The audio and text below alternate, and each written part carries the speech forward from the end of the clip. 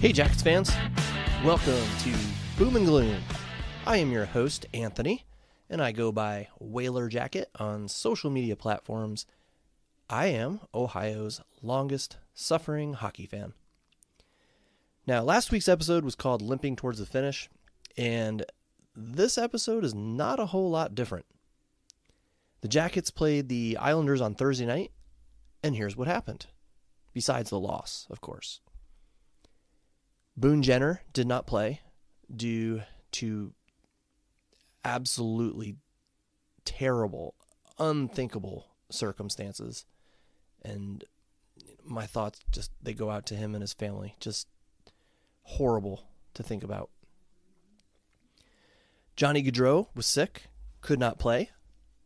I believe that was Johnny's first game missed this season. I could be wrong on that, but I want to say that was his first game missed. Elvis was sick. There's a shocker, right?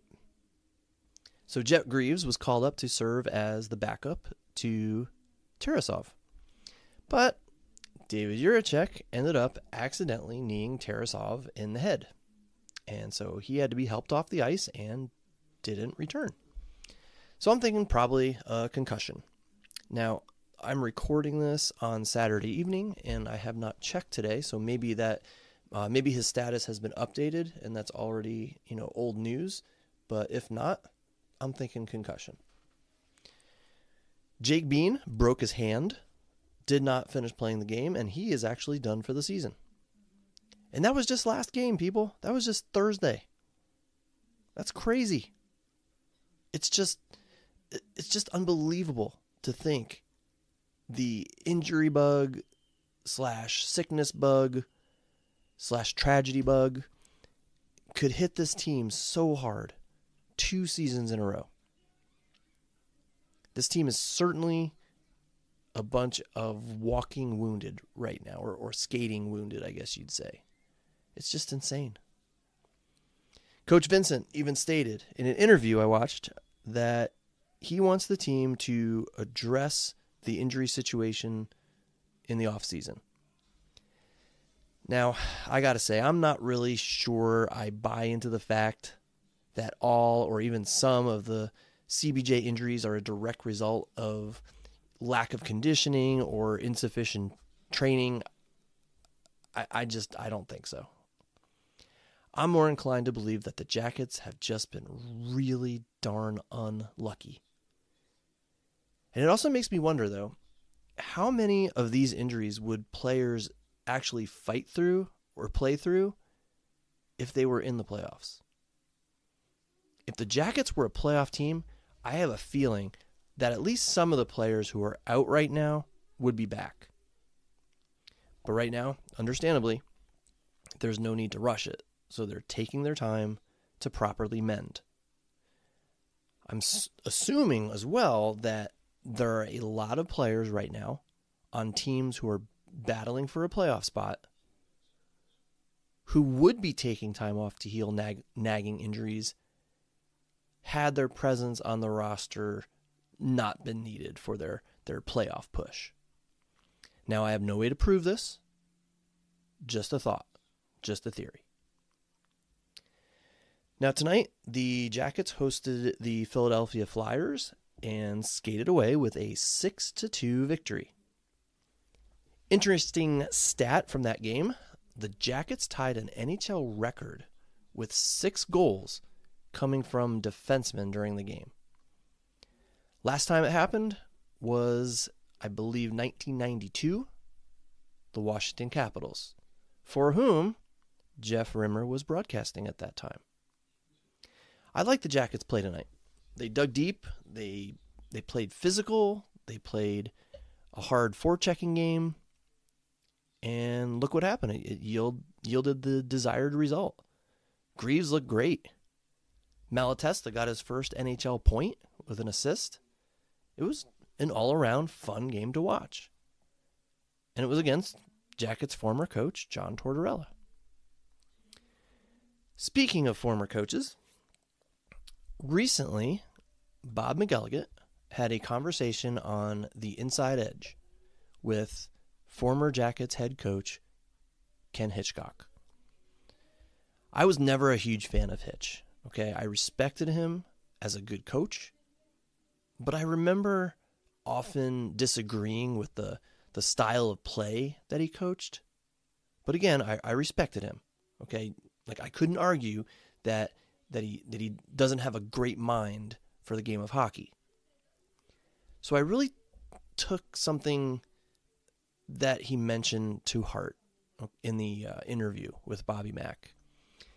He said something like this, like, this Blue Jackets team could experience a turnaround much faster than people think if things fall into place. One of the things he mentioned was that the Jackets have the skill on their roster. They have plenty of skill. But skill is not the only thing needed to win Stanley Cups or to simply be a winning team. He said that the team has to have players buy in to other roles, the intangibles, like the little things. So I believe he was alluding to like checking, grinding, two-way games. And he seemed to insinuate that the Jackets lack that particular aspect of the game. And I can see where he's coming from. I mean, who are our like really physical grinder players? Boone, he plays a physical game, as does Voronkov. But outside of those two, who do we really have that really gets into the corners and grinds out the puck?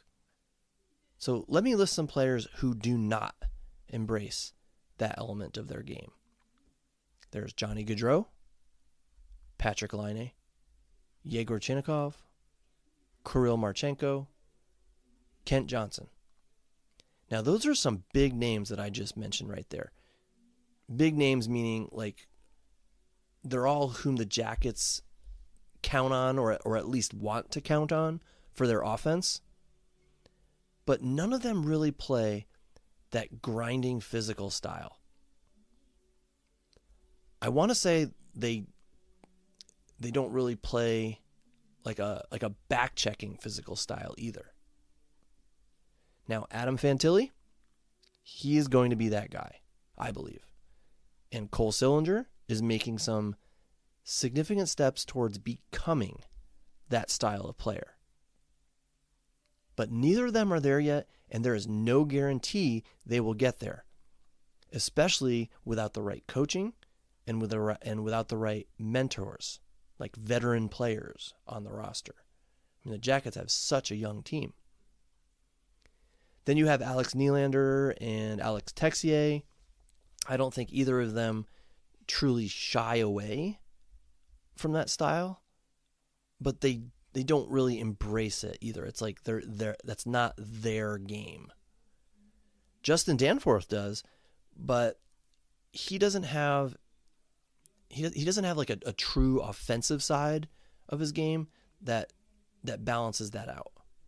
Okay, and he doesn't really have the size. Now, obviously, we could say the same for Matthew Olivier. You know, I guess he has more of the size, but he doesn't have the offensive side either.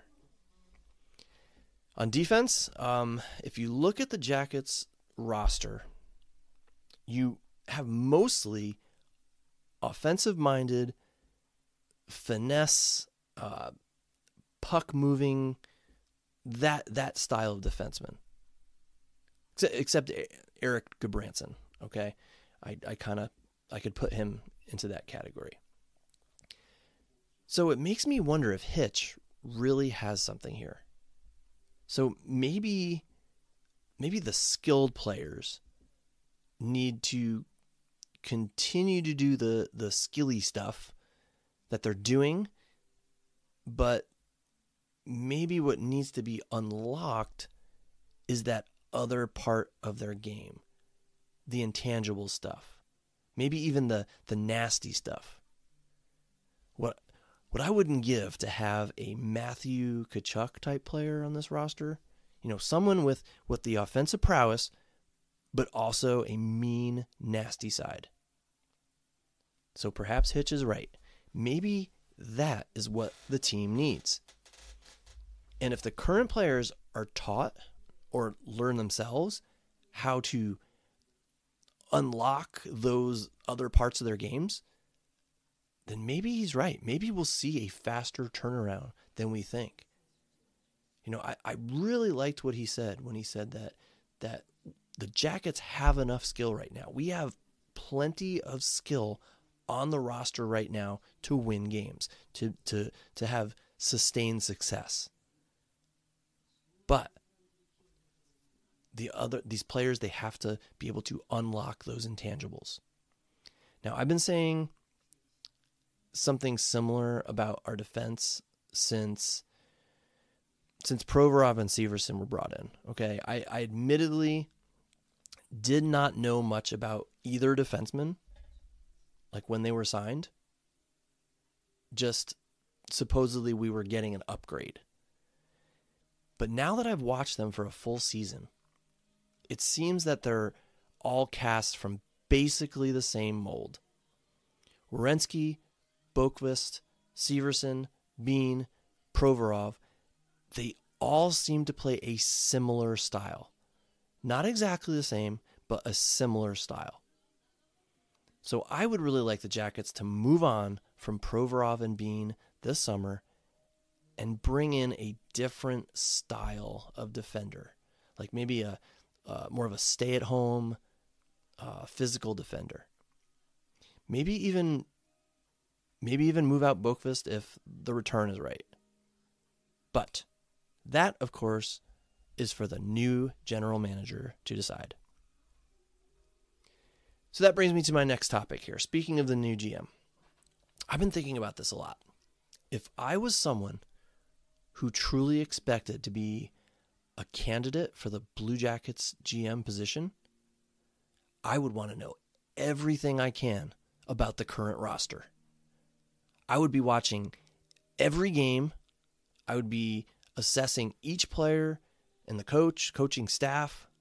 I'd also be watching the monsters and analyzing their roster. I'd be researching all the prospects, all the guys they have in the minors and the juniors. And I would be doing all this not only to have the best interview possible, but if I was confident that I was a serious candidate for the position and that I might get the job, I would want to start doing my homework early. So if hired, I could hit the ground running. So it just makes me kind of smile to think that there are probably a bunch of people right now, many people maybe, who are studying the Jackets, watching all their games and thinking about what their first move would be if they were named general manager. So there are probably already plans out there right now to fix the Jackets. Probably written out in documents, probably even like PowerPoint presentations being made. Or maybe they're just starting to be made, the early stages of their development. But they're getting ready for these interviews. And that's just very interesting to me. There are people out there right now with concrete plans to turn the Jackets into a winning organization. And man, to be a fly on the wall during those interviews. All right, what else? All right, if you have listened to my podcast before, you may have noticed that I reference other podcasts.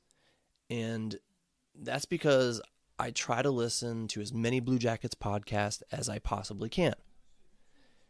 I like to hear lots of opinions from, lots of other fans, media members.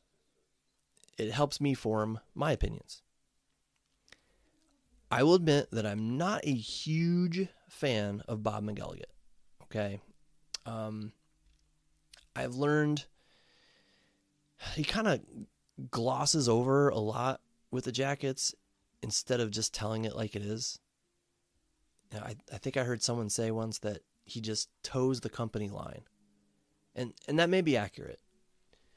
But I listen to his Monday mailbag show every week mostly to just hear the opinions of the other fans who call into the show. And one topic that seems to keep coming up is what players will the Jackets try to bring in next year? And not necessarily specifically what players, but like what type of player, like what position would they be looking at? It was discussed about taking a shot at Lindholm to reunite with Johnny Gaudreau. That was discussed. But not just Lindholm, other centers as well. It seems to be talked about frequently that finding a big name center would be a huge benefit to the Jackets. Am I the only one here who thinks that it is not a top priority at this time? And by that I mean finding a center. In my mind, I think we're set at center for the future. In a few years, the top 3 centers will be Fantilli, Sillinger, and Voronkov. In my opinion, that's what it's going to be. If we hold on to these guys, we have Fantilli, Sillinger, Voronkov as our 1, 2, 3. Fantilli is, I'm confident to say, our number 1 center. Okay, if not next season, then definitely the one after. If you think about it, Pierre-Luc Dubois, sorry for saying his name, he ascended to the number 1 center position within the first 2 seasons with the Jackets. It may have been the first season, I don't remember, but definitely within his first 2 seasons, he was the number 1 center. And I think Fantilli is far better than Dubois, or has far more potential than Dubois. So in my opinion, we have our number 1 center. We have our number 2 center, Sillinger. I mean, he's made huge strides this year. And we have our number 3 center, Voronkov. Heck, we even have our number 4 center in Corrali. And then we have Boone Jenner, who is currently our acting number 1 center, who has shown he is more than capable of filling in at center in any of the top 3 lines. So if those top 3 that I mentioned earlier, Fantilli, Sillinger, Voronkov, if they don't stick right away, Jenner can fill in. And Kent Johnson supposedly was drafted to be a center, can potentially play center. Danforth has played center. I think Texier has even played center. So in my opinion, acquiring another center should not be a priority right now. Now, my feeling might change a little if our front office and coaching staff believed they needed a veteran center who can play in the top 3 for a year or 2 while our current ones developed, served as a mentor for some of these younger players. I could see that.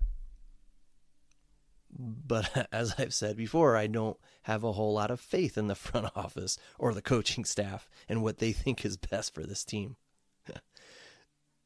So I think the Jackets should look elsewhere. I think they need to figure out some other stuff first. Okay, they need to figure out the goaltending position. Who's the starter going forward? Is it Tarasov? He really stepped up his game of late, prior to the injury. Are we definitely moving on from Elvis? Sure seems like it. And then, if and when we do, who's going to be our goaltending tandem next year? Is Greaves going to be up with the big club? Or are we going to bring in a veteran goaltender? That would be probably my choice. If I was involved in that process, I would probably say, let's hire a veteran netminder who can step in, back up Tarasov. But again, if the new GM decides that Tarasov is going to be our number 1 next year. There's just so many moving parts here. So let's just say the GM gets our goaltender situation set. I think we next need to get our defense sorted out. Trading Provorov should be a priority, in my opinion. Moving on from Bean, also a priority. Possibly Boqvist, as I said earlier, depending on the return. So then you have that sorted out. You need to figure out what to do with Line and some of the other forwards. I mean, do you keep Line? Do you trade him? And then what about depth players like Texier? Keep him? Trade him? What about Nylander? Do we like him enough? Do we like enough of what we have seen to give him another chance? I say yes. I mean, I say sign him to a light contract, low amount, low term. See what he does. A prove it contract. In another episode of this podcast, I expressed concern for the overall size of the Jackets players. We seem to have an abundance of smaller players, and by smaller I mean like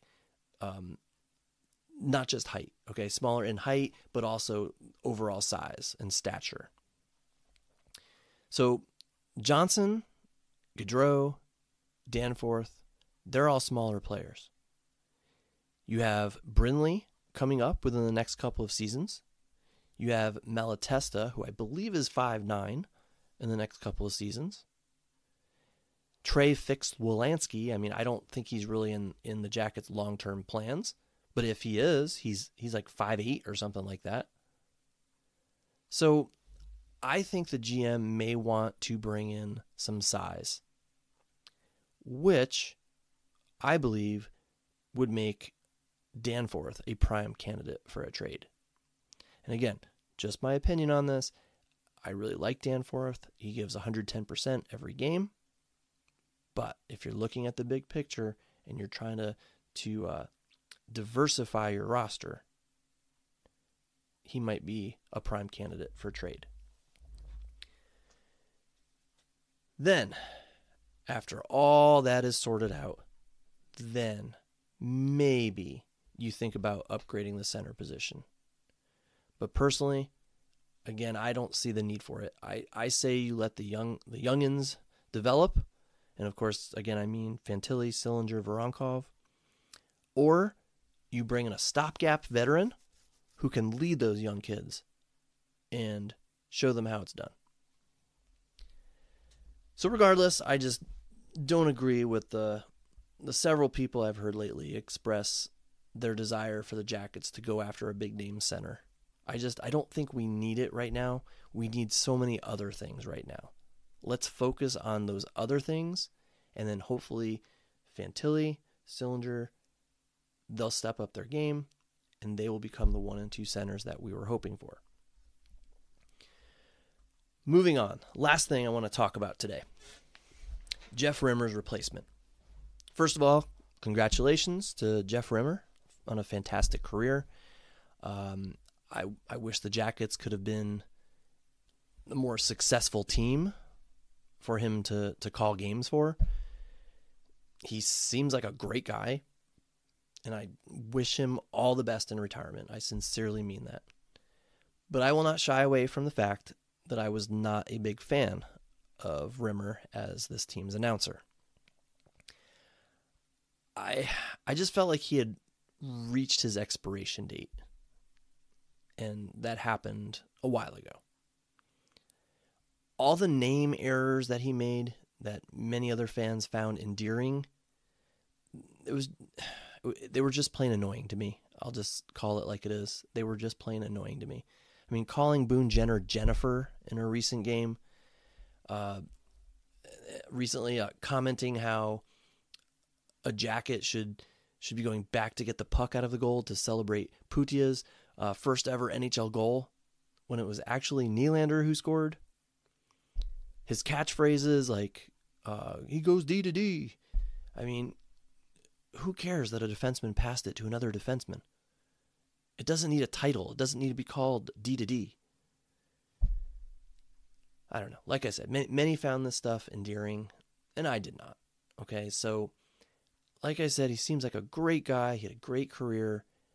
He was just probably past his prime. So I, for one, am happy that we're getting a new voice.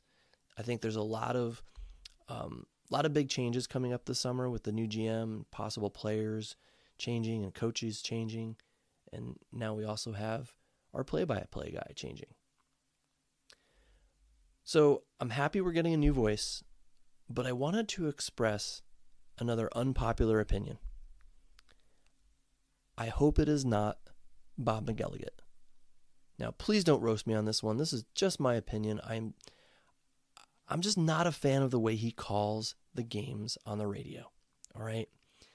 And I struggle with explaining why. The best way I can describe it is that he uses a delayed style. So I'll try to paint an example here. I have a feeling I'm going to totally fail at this, but I'm going to give it a shot. So let's say the opposing team moves the puck up the ice. Player A passes it to player B across the goal mouth, and player B scores. All right, it's a fast play, and most announcer would say something like, player A passes it across the goal mouth, score! Like, it'll be fast like that, okay? Player A passes it across the goal mouth, score! Player B tucks it past Tarasov, something like that, okay? Nobody make fun of my announcer skills. So Bobby Mack might do something like this instead. Player A passes it right across the goal mouth, right in front of Tarasov, and player B was able to get his blade on it. He stuck it out, and the puck went into the net through the legs of Tarasov. So instead of like a quick he shoots, he scores, we get more of a delayed narrative of what happened. And in those few seconds, you hear the crowd gasp. So you know something has happened, and your mind just for a second thinks, oh, did someone score? Just for a split second. And then a second or two later, you find out that a goal was scored. It was verified. And I'm just not a fan of that style. I like it boom, boom, boom, all right? This happened, score. Even when the Jackets score, he doesn't always just say, like, Marchenko shoots, he scores. He might try to be cutesy with it, like Marchenko with an absolute rocket of a shot, and the puck is already gone in the net at this point. All right, so he'd be like, Marchenko with an absolute rocket of a shot. Puck is in the net, and he buries it in the corner like an old dog bone in a junkyard. Now, I get it, guys. I don't do it justice. All right, I know. I do not do it justice at all. But I don't need the postage stamp references or the good bingos. Okay, just give me the simple stuff. He shoots, he scores. Then give me the details. Tell me what happened.